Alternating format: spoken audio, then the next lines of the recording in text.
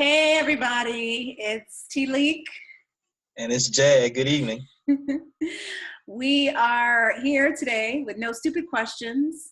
And the question of the day is really relevant to the current time. And it's really about, is our current political climate the result of what we're going to call Blacklash, and otherwise known as the results of the election of President Obama. We'll talk about kind of the current political climate, and then hopefully we'll come to some conclusion as to whether or not it is the result of what we're going to call Blacklash for today. No stupid questions. I love it. So that is a very interesting question. And you know, I think nothing happens in the vacuum, right? So we are where we are today because of what happened yesterday. No question about it. Let's talk about this just particular for timing wise.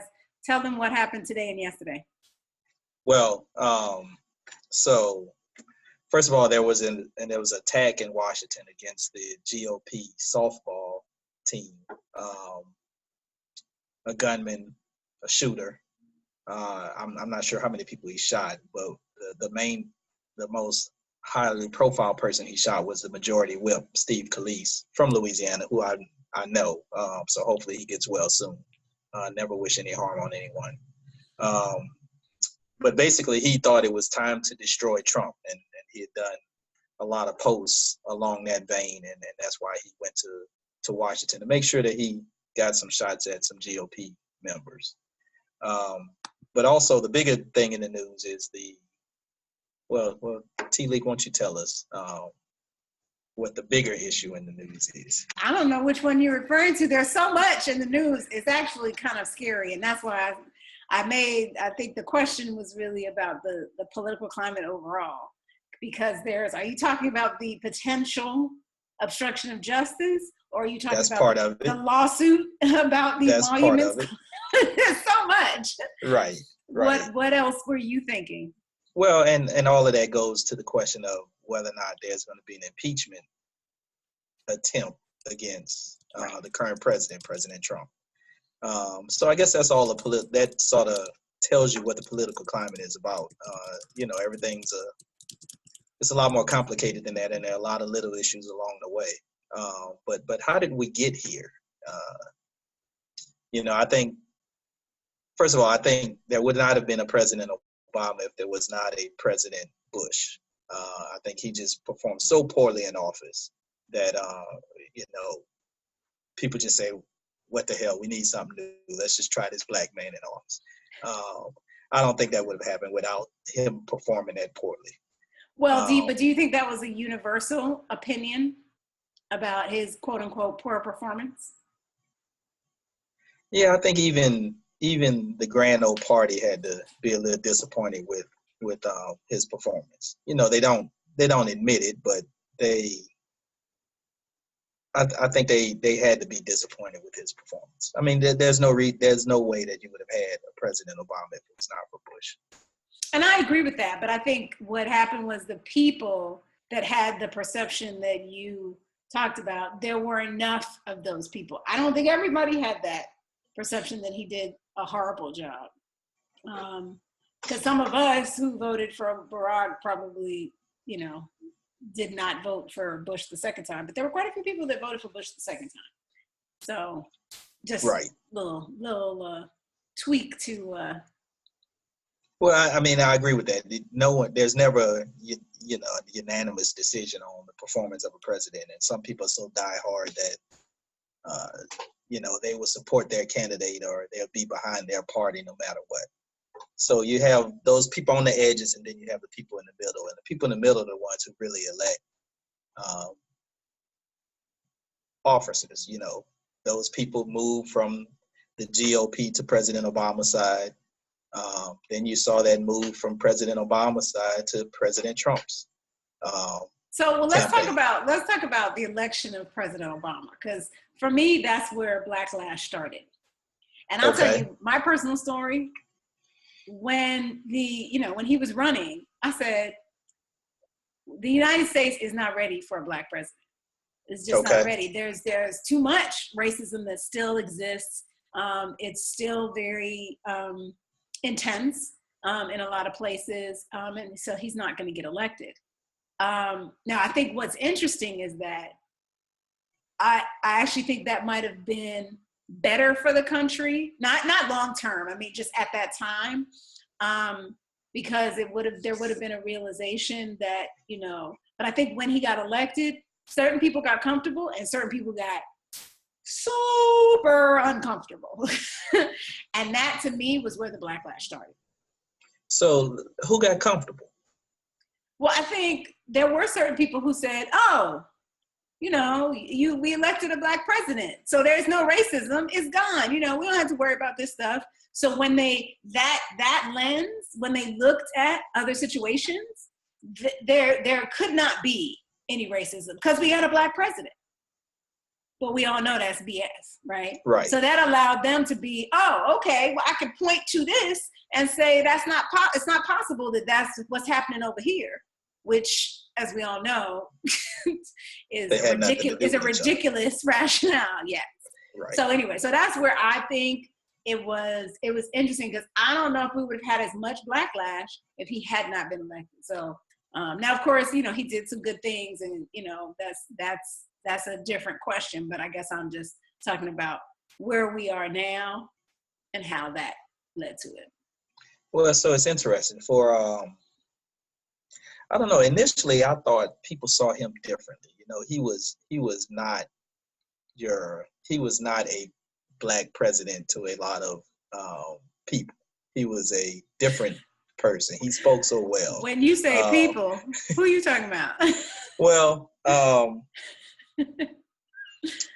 for a lot of his supporters that voted for him, for a lot of his white supporters and non. Okay. Well, so you had it a little both ways, because you had a lot of Black people who were saying, "Oh, he's not really a Black man. He doesn't have that experience that most Black people have," and I think there's some truth to that. But then for you know, the good liberal white folks, I think they saw him as a different, you know, spoke so well you could invite him to dinner type of Black person, as opposed to just a regular Chris Black Rock. person. Yeah, he speaks so well. Right. But for those people who are racist or inclined to think negatively of Black folks, yeah, they saw that and was like, okay, what the hell happened? We lost our country. They may have the White House now, but we're gonna exact some pain in whatever little corner we can do that in. And I think you saw a lot of that, no question about it. And I think you saw that from an institutional standpoint too. People said, you know, if this country can elect a Black president, then we don't need these special programs for Black folks. There's no need for any of that. So yes, I think there definitely was some backlash. Well, and let me add to that, because then we got to, you know, look at the relationship between that and where we are now. But I think it's really interesting to put, you know, Obama and Trump side by side and look at the fact that, you know, so there's been talk about the fact that Republicans are being hypocritical, because when it happened to Obama, or in some cases Hillary, it was the end of the world, and we needed to get up in arms, or they needed to get up in arms, of course, and, you know, talk about with the healthcare reform and what Obama was doing, that was behind closed doors and nobody knew, but then they went and did that with theirs, right? So I feel like it's really interesting, because it is a reflection of how people do things to Black people, and it's more okay than when it gets done to the white person. So for instance, they were talking about, I guess the other day, that in New York City, they had some Shakespeare play that was, you know, they were trying to make it new and, you know, kind of contemporary. And so instead of Julius Caesar, they had Trump. And so, of course, the sort of highlight of the show, not to say it's a highlight, but, that sort of major part of the show was when they were all stabbing Julius Caesar / Trump, right? Which is, I mean, to be honest, it's taking the old story and applying it. Now, of course, people are saying, oh, that's wrong. And that's creating this violent context that allows this guy to go out and shoot people. But this happened during Obama's tenure too, which I found out, just in some news, that there was a play. It wasn't, in New York. So maybe the New York thing is, making it bad, but it was a similar play where they actually mimicked his murder.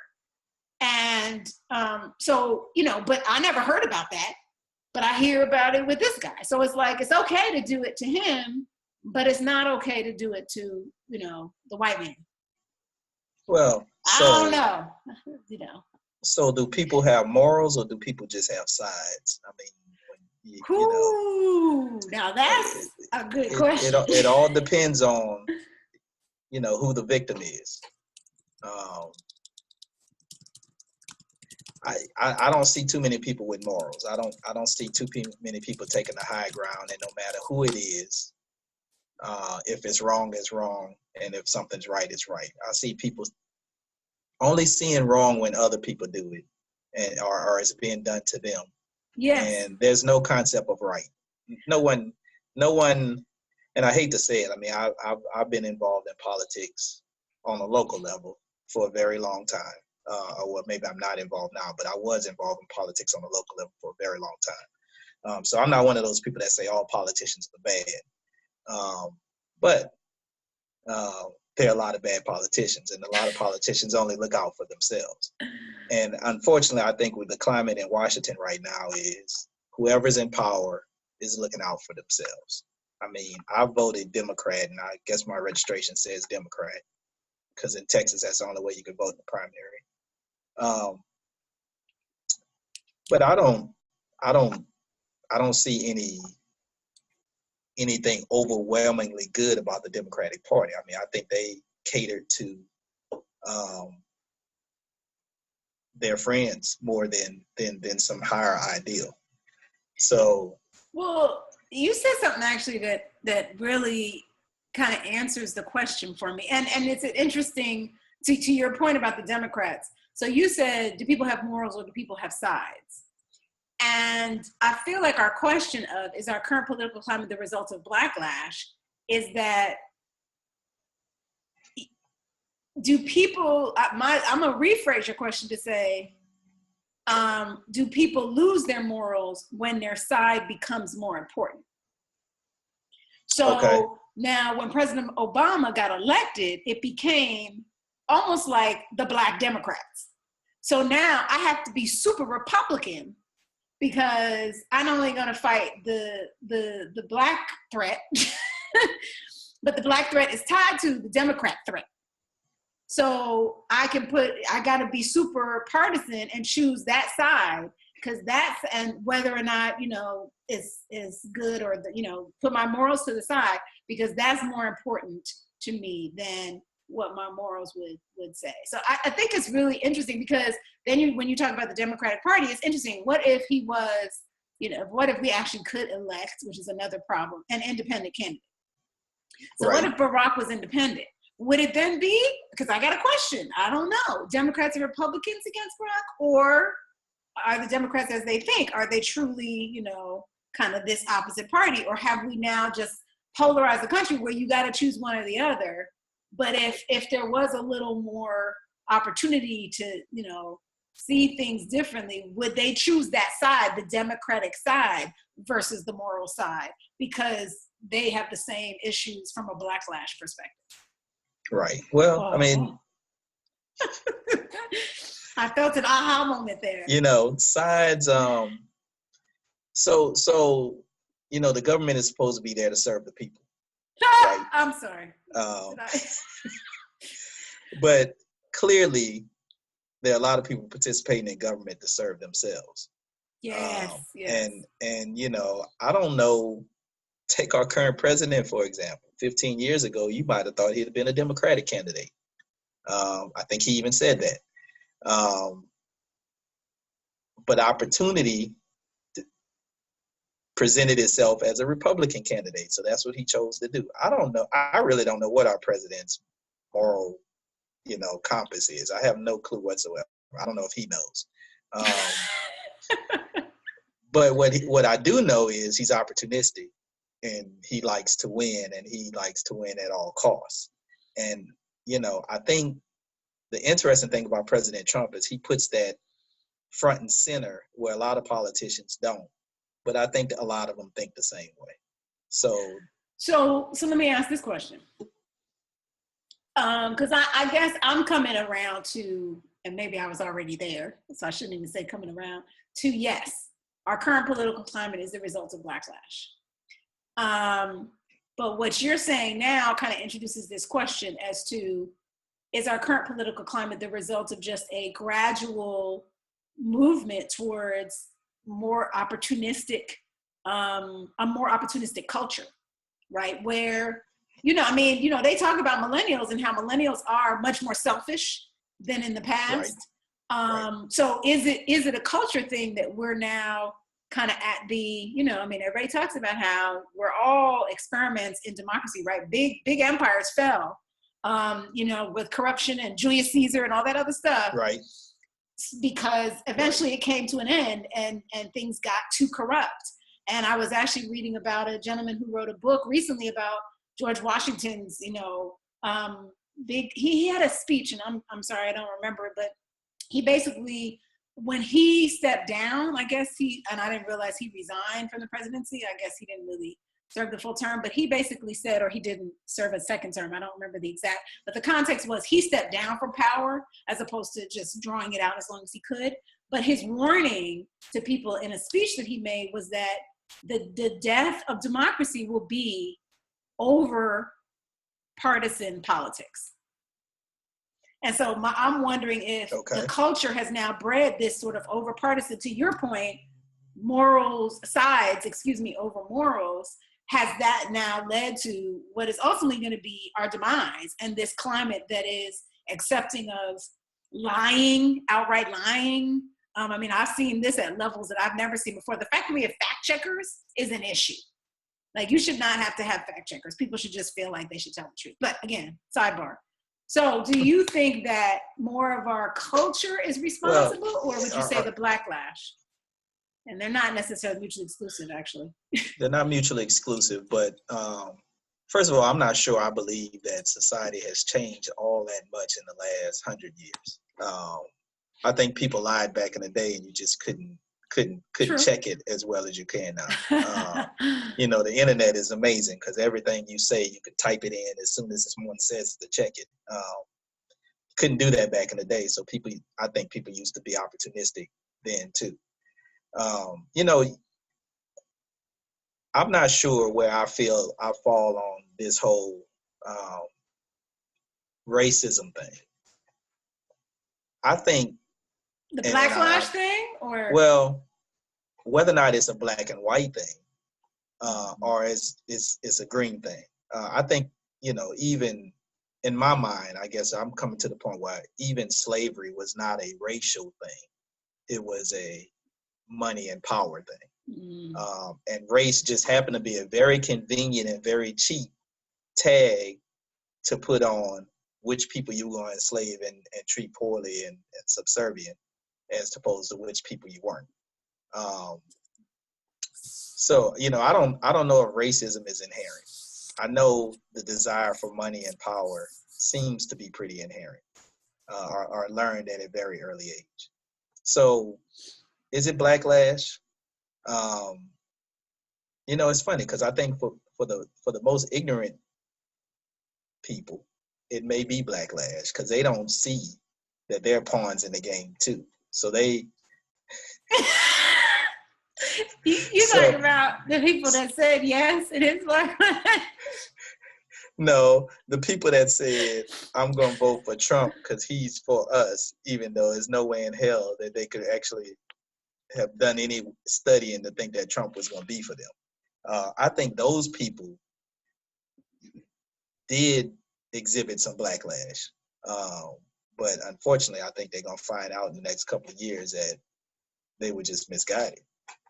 I'm sorry, you think it'll take that long? Yeah, because I said they were the most ignorant. So Oh, I'm not. oh. I'm not giving them. I'm not giving them. I don't think they're gonna quickly come to that So resolution. even an impeachment, a lawsuit, or an indictment, God Well, forbid, well, would you don't think that would sway them? no, because I think they'll say that's another partisan tactic um, put on by our enemies. I actually think if he's impeached for those people, that clouds the whole issue. He never got to show that he was not for them. He may become a martyr in their eyes if he's Wow. impeached. Oh my. Sad state of affairs, I know. But I mean, how else can someone in middle America finding a reason to vote for Donald Trump? I mean, it's just unbelievable. He is so anti-middle America that it's you would think it'd be clear. But they rallied and voted for him. They elected him. Well, I mean, I think that was a combination of two things. I mean, he said the right things, Yeah. um, and and the other main candidate was not saying those things, right? So it wasn't like you had uh, Hillary. I mean, the Democrats have had for a while an issue with communicating and messaging, and getting the message out. And so I think her campaign was just probably an example of that, lack of, I don't know what I'll call it, lack of skill in that area. Well, that's interesting because a lot of people said President Obama won and, Romney lost and McCain lost because they couldn't get the message right to middle America. Right. So what changed in 8 years? What changed in the party's fabric in 8 years where Hillary couldn't get it right? Well, I think I don't even remember Hillary's slogan. What was Hillary's slogan? But I think what was her Barack slogan? had a catchier. I mean, just to make it basic, especially when you talk about, I hate to say this, but middle America and some other places, it was like what you heard was that, basic thing about hope and yes, we can. And to some degree, he was a little bit of a newbie, if you will. He wasn't steeped in the politics, so but anyway, I think that's probably speculation on our part, as to what people were thinking that. But I do think that, I mean, Hillary just came at it from a different place. I will say, I mean, just as a woman, I think that it's a lot. I mean, you talk about Blacklash. To be for Hillary? Well, no. No, I guess. Because the women turned their back on Hillary. Well, wait. Which women? Women, period. No. Black women actually voted for her. They did. Pretty almost unanimously. It was up in the 90s. But they didn't get more people to vote for her. So, we talk about why Trump is in office. You talking about turnout? Correct. Okay. I think black folks failed the Democratic Party greatly. They weren't energized. There were no big registration movements. There was no big bump in turnout. Actually, turnout was down in comparison. So, when we want to talk about what's responsible for Trump being in office, I think black people are responsible for Trump being in office. So are you saying then, if we do say that it's Blacklash, are you saying that people got comfortable? I'm saying that we don't participate in the system in the way we need to protect ourselves. But we did for Barack. So my question is, well, no, what do you think? I think if not for Bush. Oh, you're saying that was white lash from Bush. I'm saying that was stupid lash or something. I don't know what it was. Obama in. Correct. But then what happened after Obama? There had to have been some sort of backlash, right? So that's what I'm saying. So either way, you're saying people other got folks were comfortable. energized. Other People folks were got energized. comfortable. People did get comfortable, no question about it. Yeah. So I feel like the Blacklash has two sides then, because I think it had certain people, like I said, super uncomfortable, right? And then other people were like, "Oh, okay, well, we had sort of anti-Bush for 8 years." But then those super uncomfortable people got energized. So it almost sort of the pendulum swung the other way. But I think, again, the reason why the pendulum swung so far was because for a lot of people, Bush was not as bad as Obama and the concept of him. And so those people got much more energized than the people who were anti-Bush. Does that make sense? It makes sense, but so it does make sense. I understand exactly what you're saying. But if you look at the election results, you're trying to figure out if you agree. I'm trying to figure out if I agree. If you look at their election results, it was people who actually voted for Obama who switched and voted for Trump. So it wasn't the people on the extremes that made their numbers grow. It was people who actually switched and went from, yes, I'll vote for Obama, but then the next time around I'm voting for Trump. How does that happen? I don't think that's backlash.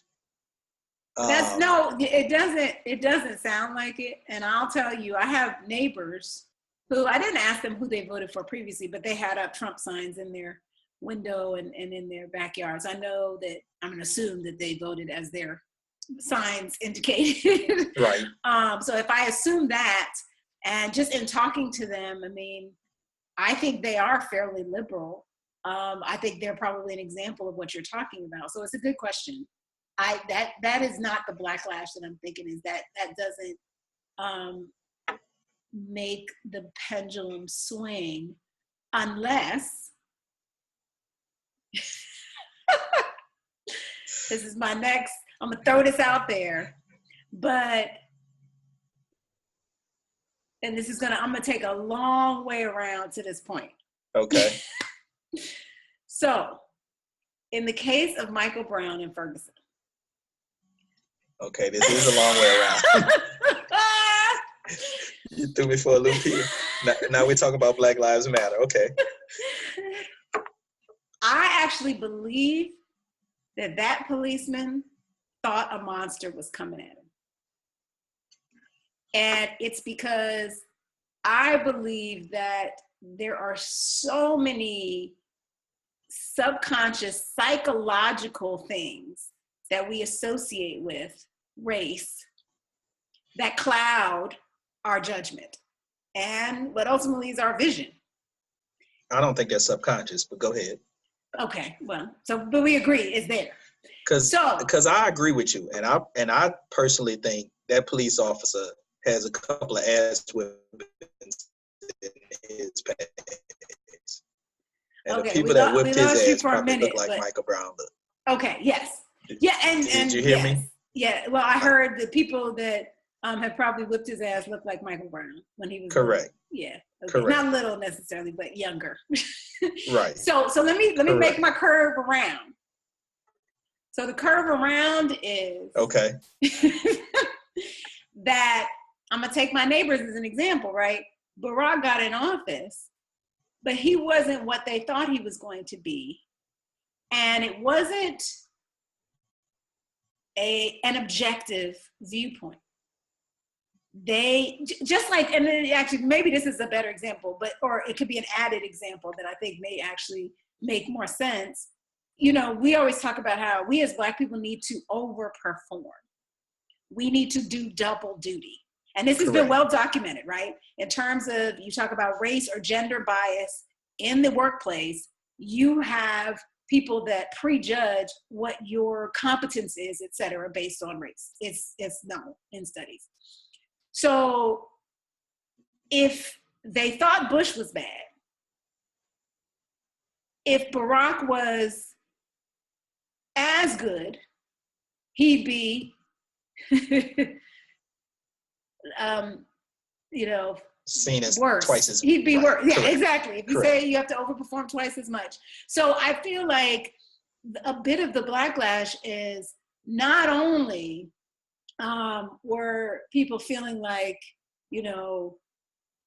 well, no, just point blank, that people didn't feel like Barack did a good job or did what they were expecting, but it was actually much more dissatisfaction than they would have had with a white president that had made the same promises and executed the same way. Right. So, it's interesting because, from a historical context, when we look back on President Obama's tenure, it's going to be very confusing. I mean, he left office with very high approval ratings. Very high approval ratings. If he could have run a third time, he would have walked into office. So, how do you rationalize having Blacklash, his approval rate being so high? A lot of strange things went on in this past election. I mean, we can't discount that there was a slice of this country that just hated Hillary Clinton. Yes. That's the outlier that you cannot discount that. Yeah, I agree. I think that they just hated her. Yeah.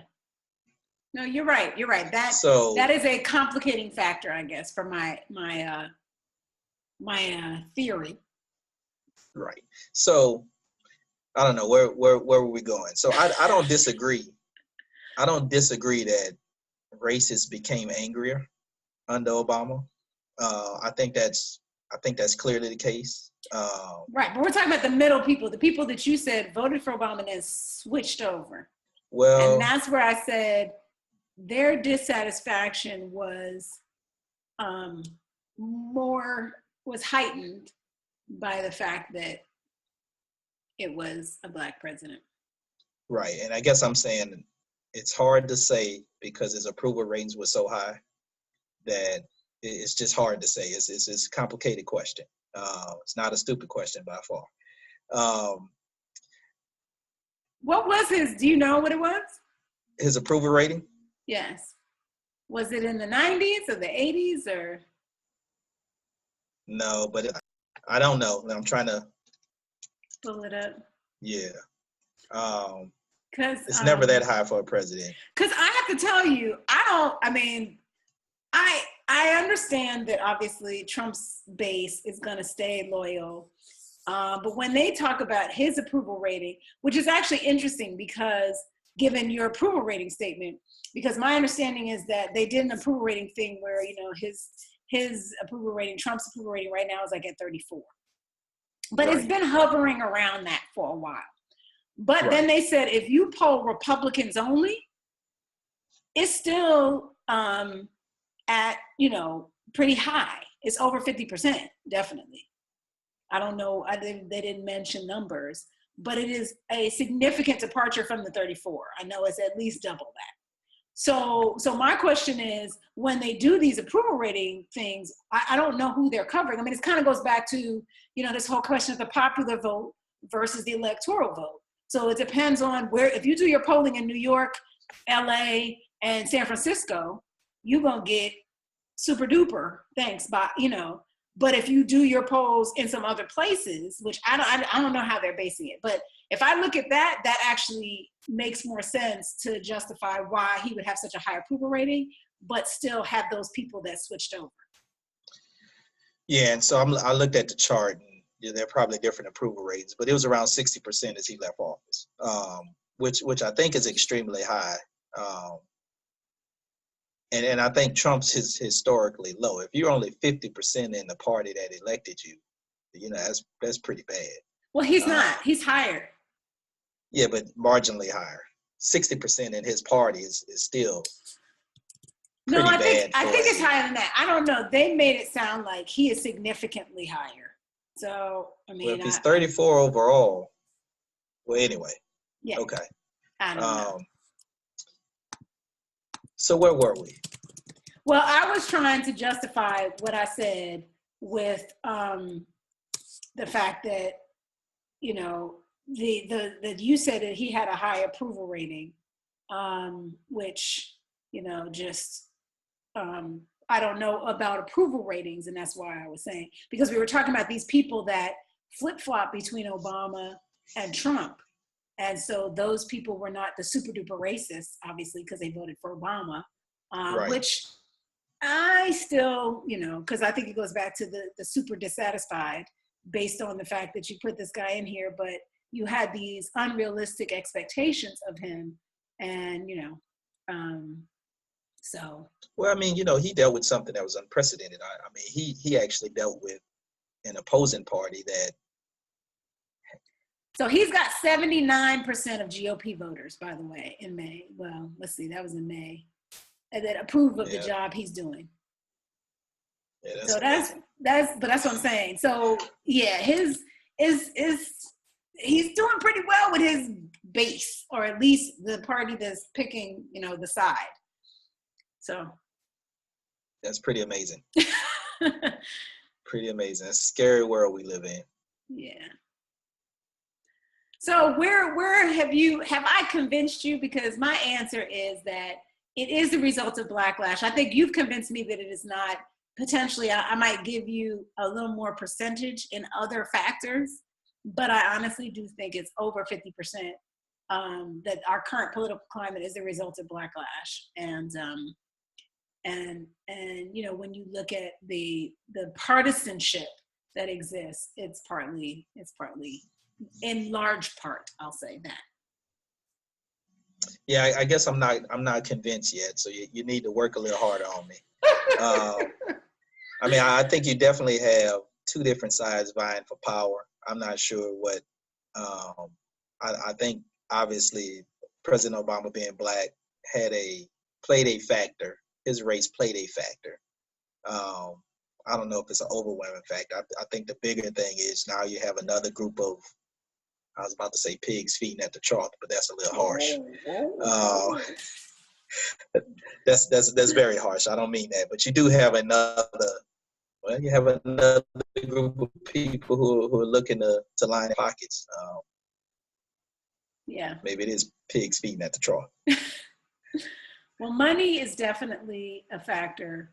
I liked your question: do people have morals or do people have sides? I think that's probably the biggest issue that we have right now, is that sides are being taken over morals, which we talked about. Sides are being taken over patriotism ultimately, and I do think it's really interesting because again, there's many parallel experiences that Trump is having that Obama had. Right. And, it really shows that white people don't like being treated like we do, like we are. So I think it's really interesting. Well, no one likes to be kicked. And when a new group of people are being kicked, yeah, they're going to scream, they're going to holler. Yeah. But I guess, so my question is, what's the call to action for people? And I guess, you brought up Michael Brown.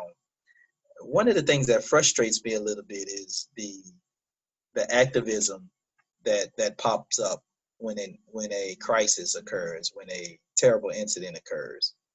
But, how many people are we registering every month? Who's registering?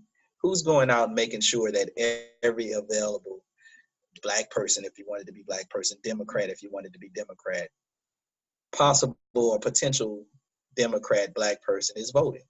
Are we going to participate in the system at the highest and most vigorous level, or are we going to just let the system roll over us? And yeah.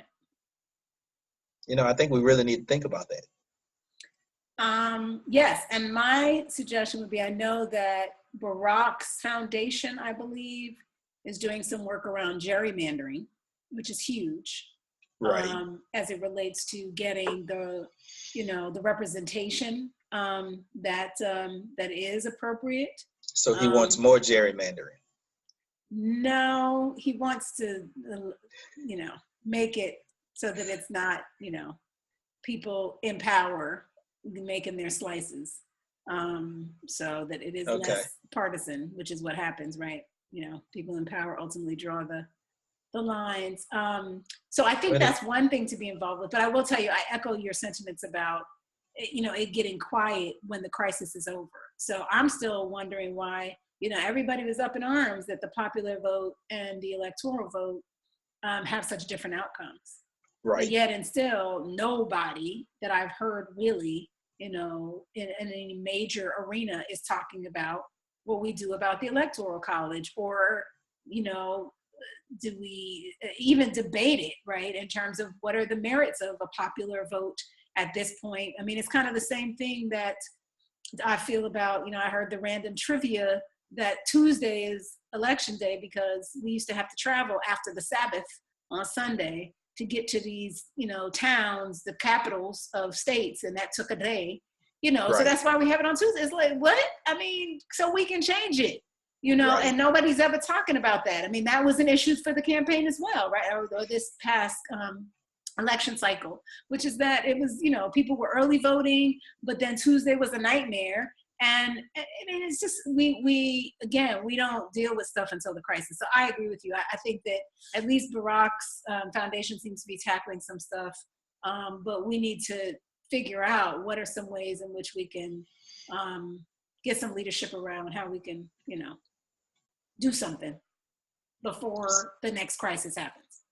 So there you go. That's the call to action. We need to start thinking about that. Yes. So send us your comments. We'd love to hear whether or not you think our current political climate is a result of Blacklash or something else. No stupid questions. All right. No stupid questions. So ask them. We'll see you soon.